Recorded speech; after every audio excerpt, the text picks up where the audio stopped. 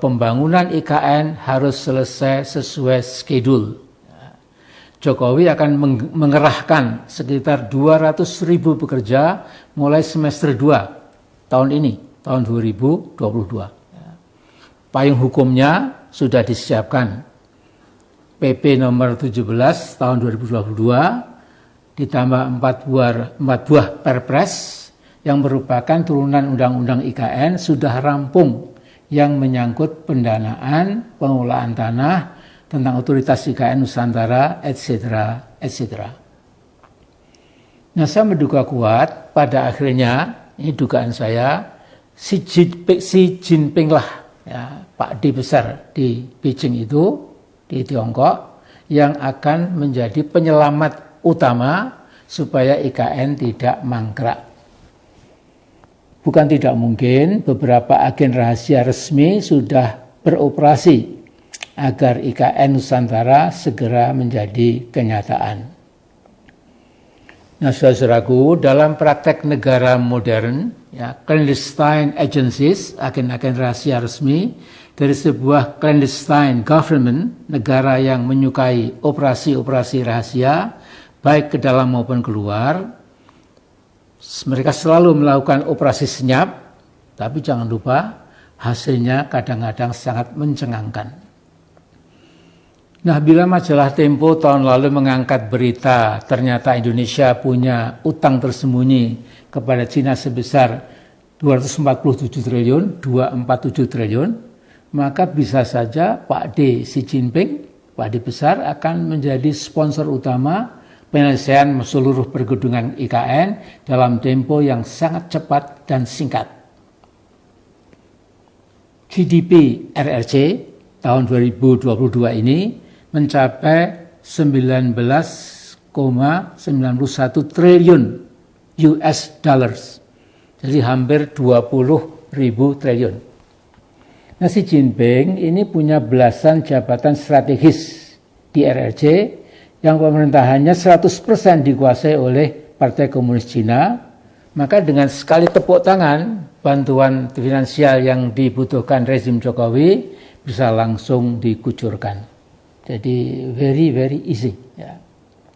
Sangat duga keras penampilan begitu yakin diri dari Pak Jokowi, karena mungkin, sekali lagi mungkin, kini pendanaan IKN bukan lagi masalah. Sudah oke, all clear. Nah, saya membayangkan bisa saja pinjaman lunak dengan grace period sekian tahun yang diperlukan rezim Jokowi akhirnya datang dari Pak D besar, Presiden dan Sekjen Partai Komunis Cina, Mr. Xi Jinping. Kalau hal ini sampai terjadi, Indonesia langsung masuk lebih dalam lagi ke jerat atau perangkap utang yang dibuat Cina.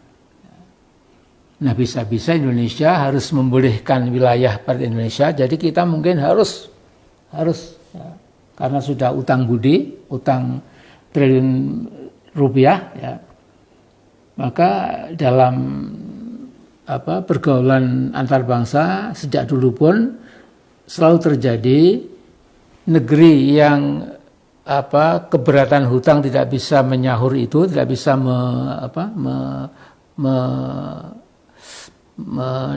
menepati utangnya itu, ya, maka biasanya negara besar itu lantas ingin sebagian negara yang dihutangi itu memberikan beberapa wilayah supaya menjadi sphere of influence, wilayah pengaruh dari negara yang besar itu. Ya.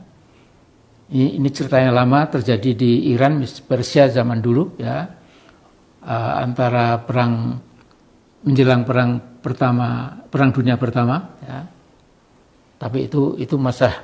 Tapi intinya adalah bahwa kemungkinan besar kalau kita akhirnya ditolong oleh Xi Jinping, Partai Komunis Cina, maka tentu tidak ada makan siang gratis. Tentu akan ada imbalan dari kita, imbalan balik gitu. Dan kira-kira sesuai dengan perilaku Cina yang saya amati akan minta bayaran yang sangat mahal. Jadi bisa-bisa saja, ya, Indonesia harus mengizinkan wilayah barat Indonesia, yakni Kalimantan, Jawa, dan Sumatera, dan pulau-pulau kecil yang lain, yakni Indonesia bagian barat, sepenuhnya menjadi wilayah sphere of influence Cina.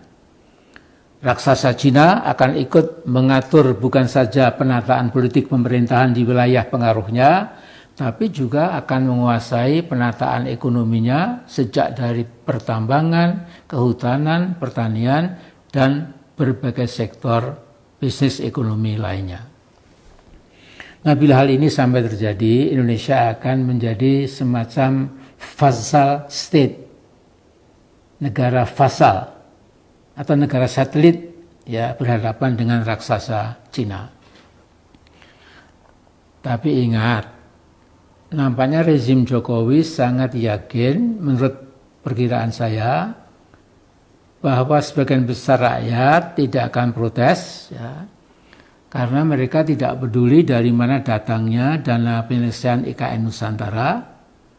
Dan karena itu bisa saja mereka akan gegap gempita berbangga diri merayakan sukses pemindahan ibu kota dari Jakarta ke Kalimantan Timur itu. Nah, di saat-saat euforia itu rezim akan mengepakkan sayapnya, akan konsentrasi dengan segenap kemampuannya untuk melicinkan jalan 3 periode kepresidenan buat Jokowi. Rezim Jokowi Luhut sudah tahu betul cara menaklukkan kekuatan oposisi. Apalagi kini kekuatan oposisi yang masih tersisa nampak makin lemah, guntai, dan cenderung delosor atau tiarap. Dan agenda yang berlipat-lipat lebih besar tentu adalah agenda Pak D besar Xi Jinping yang begitu jelas ambisi globalnya. Saudaraku, sejak zaman Mao Zedong puluhan tahun lalu, Cina sudah menyimpan cita-cita menjadi pemegang supremasi atau hegemoni global. Untuk menyemangati para kader komunis Cina, Mao Zedong berulang kali mengatakan bahwa Amerika Serikat bukan siapa-siapa. Amerika hanyalah paper tiger, macan kertas, tanpa kekuatan, tanpa daya. Apalagi sekarang Cina sudah jadi superpower yang sedang berusaha menggusur posisi global Amerika. Cina menurut banyak pengamat barat telah menguasai super teknologi dalam berbagai bidang. 5 tahun lalu Cina bisa menyelesaikan bangunan pencakar langit berlantai 55 dalam tempo 19 hari saja. Contoh lain, Cina mampu membangun rumah sakit raksasa berlantai 15 untuk menampung 1.000 pasien dalam tempo 15 hari. Nah, di tangan Cina, IKN bisa selesai lebih cepat dari yang dijadwalkan. Mungkin dalam bilangan bukan minggu, bukan bilangan bulan, ya, mungkin bilangan hari. Ya, melihat kehebatan teknologi superior dari RRC. Jadi lihat saja di YouTube, ada puluhan video yang meliput betapa dahsyatnya pembangunan gedung-gedung pencakar langit, jembatan layang yang menghubungkan 2 gunung atau 2 bukit dengan panjang beberapa kilometer, bangunan rumah sakit berukuran raksasa, pembangunan gedung-gedung pusat bisnis, dan jangan lupa juga pembangunan persenjataan mutakhir yang makin mengerikan. Sejak tahun 1995, ketika saya sudah dipilih di Muktamar Muhammadiyah sebagai Ketua Umum Muhammadiyah, saya sempat berkunjung 4 kali ke Cina, ya, sejak tahun 1995 itu, ya, dengan selang antara masing-masing 3 sampai 4 tahun. Saya melihat dengan keheranan, kekaguman, setiap kali berkunjung ke kota-kota besar di sana, saya melihat perubahan-perubahan yang memang mencengangkan. Jalan-jalan makin luas, gedung pencakar langit makin tambah banyak. Ya. Juga kecanggihan airport, bandara di sana rata-rata sudah jauh melampaui kebanyakan airport di Eropa atau Amerika dan lain sebagainya. Ya. Nah, semua itu dibangun dalam bilangan hari atau minggu, bukan bulan dan tahun. Saya ulangi lagi.